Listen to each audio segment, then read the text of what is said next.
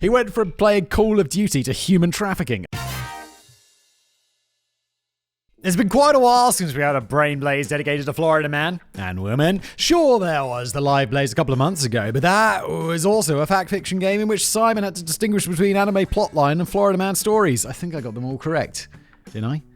Didn't I, Kevin? I don't know. Now I don't remember, but I think I did. Or maybe I got one wrong. There were like 10 of them. It was a lot. Today we're going back to base L. By the way, Kevin writes the script. I read it. That's the format of the show. Today we're going back to basics and looking at the most ridiculous Florida man stories of 2023. So what has the infamous Florida man been up to since we last checked in? Honorable mention. Crystal meth. When I read that, I was like, oh, it's about a woman called Crystal Meth. It's like, no, Crystal Meth is a drug. Wait, is this actually about someone called Crystal Meth? Okay, so this one only gets an honorable mention because it's from 2018 and not 2023, but there's no way I couldn't bring up this story. Anyone familiar with the book or subsequent movie Freakonomics? There's a movie Freakonomics? Wait, I read the book. It's a great book. I didn't even know there was a movie. Has undoubtedly heard the story of Winner and Loser. Yeah, this is about the guy who named his son Winner and Loser. Wait, I thought he named them Rich and Poor. Oh, I don't remember.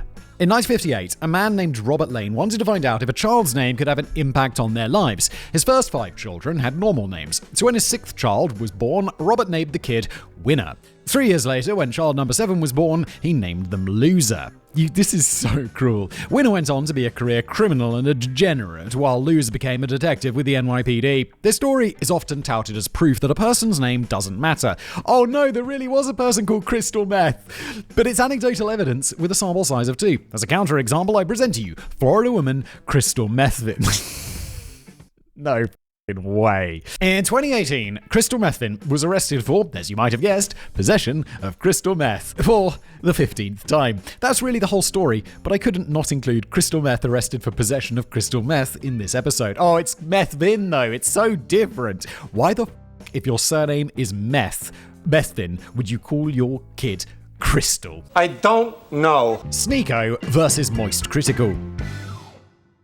In a recent video, Dave wrote about YouTube cancellations. You asked if Brainblaze was becoming a T channel. At the time, I thought the answer to that was no, but here I am, sneaking some more YouTube drama into a Florida Man episode, so perhaps it is.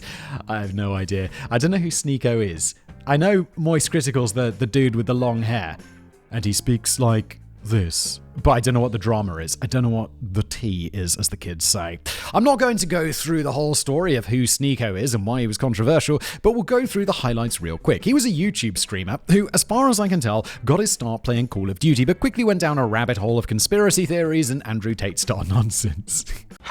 Wait, what did he start? He went from playing Call of Duty to human trafficking, allegedly. I mean, he didn't. It's just a joke, but allegedly. His potential harmful rhetoric finally got him banned from YouTube in 2022, though no specific reason was ever given for why his account was terminated.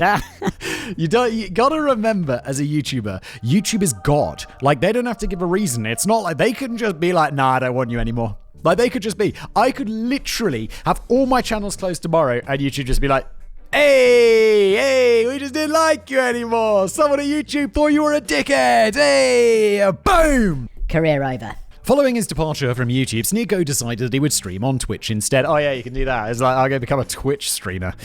Brilliant. He was banned in 2 days, despite not seeming to break any rules. Oh my god, what did this Sneeko guy do? Hold on. Holy shit. Like, there must be something that he's done that someone told Twitch, and they're also like, whoa! This is like, he's got to be like doing a little genocide or something, right? Allegedly, in my opinion. I mean, not really, it's just a joke. It's possible that his apparent friendship with Andrew Tate, oh cringe, may have been the reason for this, and Twitch decided to just take preemptive action. Instead, he started streaming on Rumble. Oh, Rumble will have anyone. They're like Kick, except worse, right? I get so many adverts from Kick. Holy shit. I don't know how they found, because I have all of those advert tracking shit turned off, but they're like, stream on Kick, get paid to stream on Kick. And I'm like, oh my god, dude. I'm busy. After leaving YouTube, though, you'll now be streaming on Kick.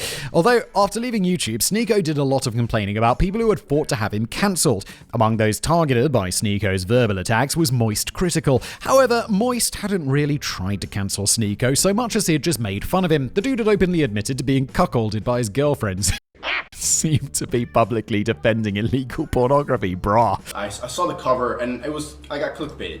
Did he just... So Moist just ridiculed him for those things. Fair play. A lot of heated words were exchanged on Twitter, oh my spicy, culminating in a big bizarre rant from Sneeko while he was streaming. Wait, who's gonna die? I know it's not Moist Critical, I'm pretty sure he's still alive. Is Sneeko dead?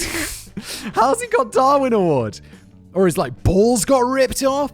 Weakness identified! Sneeko sent his viewers to join Moist's stream while ranting about how much he hated Moist and whatever. Because Sneeko kept shouting random slurs, Moist was unable to watch his stream live and comment in chat. As such, he requested that the people that had come to his stream from Sneeko's channel send him Twitch clips of his response, as it was the only way Moist could communicate to him in real time. At this point, Sneeko went off the deep end and started dancing around his room while waving a pistol, threatening to shoot Moist. He held up 2 magazines of ammo to the camera and said, "You want me to watch your clips? Watch my clips. These are the only clips I'm watching." Sneeko be crazy. Holy shit. However, there was something that Sneeko hadn't taken into consideration. Oh my god, is he going to shoot himself in the cock or something? Questions for later.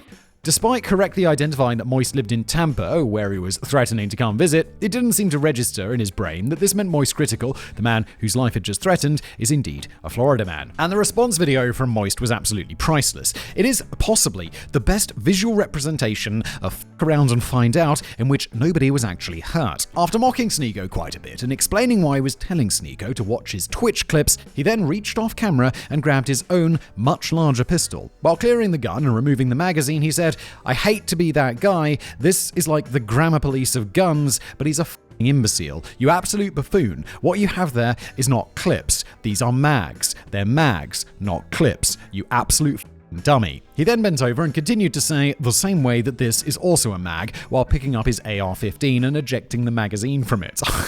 Shit, I had no idea. I didn't expect Moist Critical to be mad into guns. God damn. They're all mags. Stop saying clips. You look stupid here. So let this be a teachable moment for you. If a Florida man makes fun of you for admitting that you are the literal dictionary definition of a cock, it's probably a good idea not to threaten their life with a tiny pistol. Fortunately for Sneeko, he stayed in New York rather than moving on to the find out portion. Wait, no one died, Kevin? No one got their cock shot off? Sneeko still has a cock? I can't believe every single one of them kicked you in the dick. Who is Sneeko? He sounds unpleasant. Keep an eye out for... If there's one thing Americans love more than guns, it's freedom. But there's one thing they love almost as much as guns, it's trucks. People can get absolutely out of control with decorating their trucks, be it with American flags, mud flaps with silhouettes of nude women, or giant testicles hanging off the trailer hitch to compensate for the ones the driver lacks. Yeah, that stuff is it's a bit... Come on, guys. Come on. Grow some taste. That's not even a saying, but grow some taste. However, in late 2023, 18-year-old Florida man Gabriel Luviano Renteria ran afoul of the law thanks to the way he had chosen to decorate his pickup truck. I saw the most amazing thing the other day. It was people are insane. You know bedazzling, where you add little sequins and buttons to things to make them bedazzled? I saw someone who'd bedazzled their steering wheel. I'm gonna defuse the bomb that is your steering wheel. I know it's pretty, but it's a rhinestone claymore. It's bro, if you're in an accident, you know what comes out of that steering wheel? Boom! And you've bedazzled your spleen, haven't you? That October, the DeSoto County Sheriff's Office advised drivers to please keep an eye out for the booty patrol. That's right, Gabriel had decorated his truck to look nearly identical to a US Border Patrol truck. It had the signature thick green vertical stripe along the side, but instead of Border Patrol on the side, he wrote on the car, Booty Patrol. The words on the door also replaced US Customs and Border Protection with the words National Booty Behavior Protection. This is something that's so non-classy that it's still yeah, respect. It's like people who wear those FBI female body inspector shirts. It's that is so cringe that somehow it transcends cringe to being just shit. The fact that you think you can pull that off is kind of ballsy, dude. There was even a fake seal on the door similar to ones on official government vehicles, though the seal was of course emblazoned with the words Booty Patrol on it. Obviously, this truck was made as a joke and is what an 18-year-old would certainly think is a fantastic way to pick up women. 18-year-olds. What the Who knows? Maybe it even would be. It's certainly a conversation starter, and plenty of conversations got started on TikTok where the Booty Patrol truck had its own account. However, while I'm juvenile enough to find the idea of this truck funny, me too, Kevin, Gabriel took things a little too far. He installed red and blue flashing lights inside the car, on the sides and in the grille, and he allegedly had a police badge or possibly border patrol badge that he would wear while driving around in the truck. Yeah, that's going too far. There's a point where you're like putting red and blue lights on your car is not okay, because then you just turn them on in traffic and everyone will just get out of the way, which is dangerous. Though I was very surprised to learn while writing the Toy Box Killer script for The Casual Criminalist, it's not illegal to buy and sell authentic police badges, it's very much illegal to use them to impersonate law enforcement. According to the reporting, it certainly seems that Gabriel was using his truck to pull people over, possibly to write girls a ticket for driving without his number. I like it, Kevin. I don't know if that's your joke or what he was actually doing, but it's really good. And if so, that is very much illegal. After multiple run-ins with the law across several different cities in the county, Gabriel was finally arrested and charged with unlawful use of a police badge and unlawful use of blue lights. Ironically, if it just pulled back a bit, this would have been completely legal. The aesthetic design of the truck itself didn't actually violate any laws. Sure, it looked kinda like a border patrol vehicle, but it was very clearly labeled Booty Patrol all over the car like half a dozen times. In fact, in San Diego, there's even someone who did the exact same thing, changing their pickup truck to Thought Patrol. The Booty Patrol was probably just a rip-off of that idea, despite being a more clever name, and it would have been fine if it was just a paint job and some decals instead of having police lights. But Florida Man are going to Florida Man, aren't they? Captain America. It was about 2:15 p.m. on November 3rd, 2023, when 33-year-old Baruch Roche II, that's a hell of a name, Baruch Roche II. Baruch Roche II sounds f***ing rich, dude.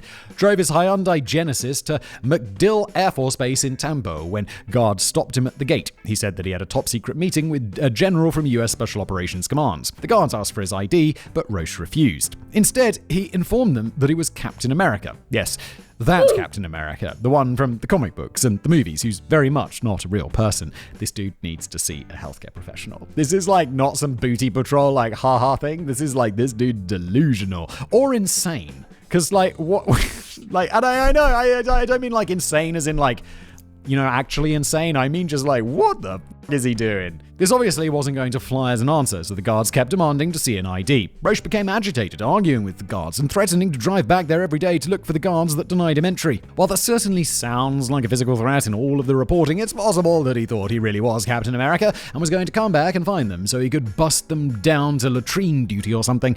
Regardless of which way the threat was meant, the guards still weren't going to go for it. Wait, Captain isn't a very high rank in the army, is it? I guess it's like Captain's an officer in the army, right? So I guess you're above like the guards, but it's not like Captain America. Shouldn't he be like General America by now? Like he's been in the army for ages, hasn't he? He's like from the past. They eventually got right. I know nothing about cartoons. I'm sorry. Cartoons, comic books. Sorry, I just don't. I don't know. Why is Captain still a captain? I don't know. They eventually got Roche to hand over his military ID, which showed that he was actually retired from the US Air Force. Even if Captain America was real, everyone knows that he was an army soldier, not Air Force. Since Roche was clearly lying about who he was and why he was there, the guards decided to search his car. In the trunk, they found an AR-15 and 5 magazines of ammo. An idiot. He was promptly arrested and charged with 1 count of attempted possession of a firearm in a federal facility. This does, of course, beg the question of who the hell he was actually trying to meet with. Car thief drives himself to jail.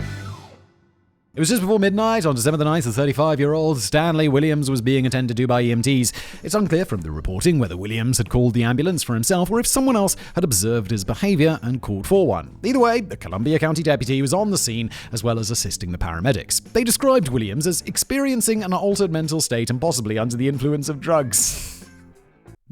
Yes, he was. Maybe. Somehow, while being attended to, Williams was left alone long enough that he was able to crawl into the front of the ambulance and speed away. The deputy jumped into his cruiser and gave chase, trying to get the ambulance to pull over. Williams slammed into a curb and damaged a tire, but he refused to slow down, at least until he got to his final destination. What was that destination, you ask? Well, it was the Columbia County Sheriff's Office. He drove across the lawn to the sheriff's office and parked the ambulance facing the door. It's not clear what his motivation for any of this was, other than that possibly he was just absolutely tripping balls. But fortunately, nobody was injured, and the only damage was to a single tire. Williams was charged with grand theft auto as well as fleeing and eluding, but at least the police didn't have to take him very far to book him. Kevin, I feel like you've misunderstood the Florida Man brief. In Florida Man, they die, or they cannot reproduce afterwards. What? This is... No. Wait, is this about Darwin Awards or Florida Man? Is this Florida Man? That's why I'm expecting people to die. Is it about Florida Man? I have to check. Okay, look, unsurprisingly, it turns out that I am the idiot, and this is about Florida Man, so I apologize for expecting people to die, basically, through the first 15 minutes of this episode. It's fine, and I personally apologize to Kevin. It will never happen again. It might happen again, and if it does happen again, I'll apologize again. I'm sorry. I'm sorry. I didn't mean it. Love you. Please don't call Toby in HR. Dave's not here, man. Johnny Yates was wanted on charges of aggravated battery, false imprisonment, and tampering. Those are obviously some pretty serious charges, so when the police received a tip on Saturday, October the 4th, that Yates was hiding out in a nearby house, they were quick to act. They arrived at about 2:45 p.m, but they were greeted with a sign on a dry erase board. The sign read, "Johnny Yates does not live here." Well, that settles it then. I guess it's on to the next entry. A man left the house shortly after the police arrived, and he told the officers that yes, Yates was indeed inside with several other people. Police took to the megaphone in order to order Yates to leave the house, but he was having none of it. This went on for about an hour, which is kind of insane. You know he's in there, and he's not coming out. How long do you have to beg over a megaphone before you're allowed to engage in some good old-fashioned American police brutality? The police are like, "Yo, Captain, when can we get our brutality on? I'm sick of this megaphone shit. I need to beat the fuck out of a civilian, preferably a minority." When yelling to come out didn't work, it was time to fill the house with smoke bombs. This caused all of the inhabitants to flee outside, but Yates was nowhere to be found among them. Is it possible that it was actually the person who lied about Yates being inside and the whiteboard was right all along? It didn't seem likely, and after a second round of smoke bombs failed to force anyone out of the house, the police took a K9 unit inside with them to help search the house more efficiently. How big is this house? Just look in the cupboards. Inside, they found Yates hiding in a modified chest of drawers. I told you he's going to be in the cupboards. I'm not fully sure what that means, and there's no images, but it sounds something like a modified bureau where the front of the drawers was attached, but nothing actually slid inside, creating a little hidey hole for the criminal in the hollowed out furniture. That's exactly what I imagined it is. Yates was arrested, as were 4 other men who were inside the house at the time police used the smoke bombs. While being arrested, Yates told the officers that he had eaten some methamphetamine and blue pills. Unless he had interpreted "f*** the police" as an extraordinarily literal call to action and just taken Viagra, my best guess is that the blue pills were Klonopin. What the fuck's... Wait, Klonopin's that sleeping pill, right? What are you taking crystal meth and Klonopin together for? People are weird, dude. Like, that seems like vodka Red Bull. Like, why are you having both of these at once? Daddy, chill. Obviously, mixing meth with benzos, okay, it's a benzo, is an incredibly stupid idea, but stupid ideas are what Florida Man is all about. The Florida Man Games. We've covered a lot of Florida men on this channel over the years, and there are so many more that we never got to. But have you ever wondered who is the most Florida-y man of them all? I certainly hadn't. The idea never once crossed my mind. Me neither, Kevin. And in 2023, Florida man Pete Melfi was shocked to discover that it hadn't crossed anyone's mind either. Or at the very least, it hadn't crossed the mind of anyone with the gumption and extended period of sobriety necessary to turn being a Florida man into a competitive event.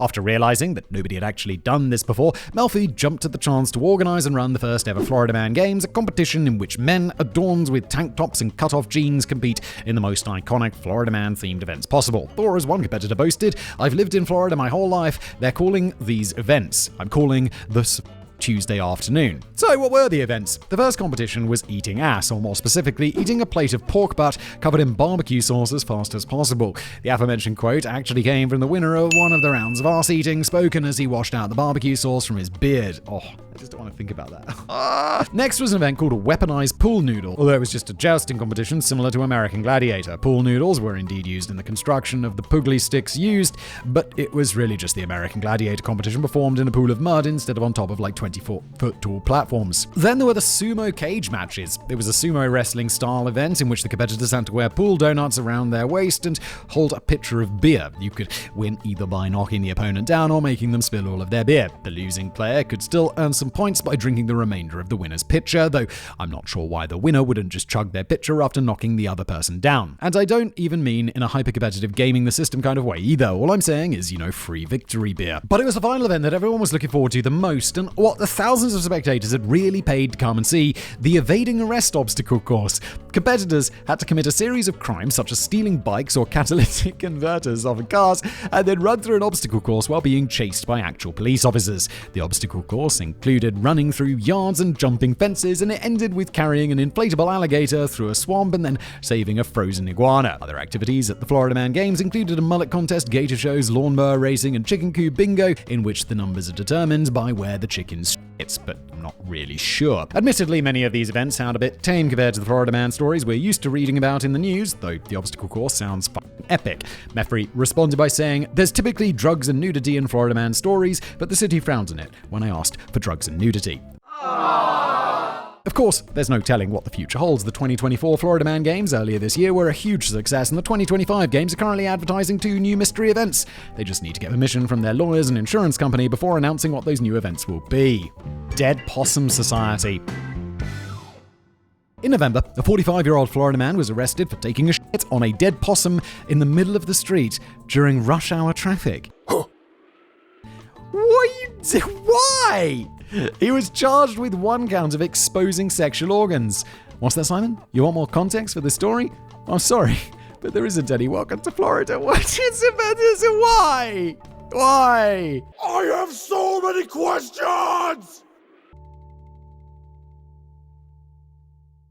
No one got their cock shot off? Sneeko still has a cock?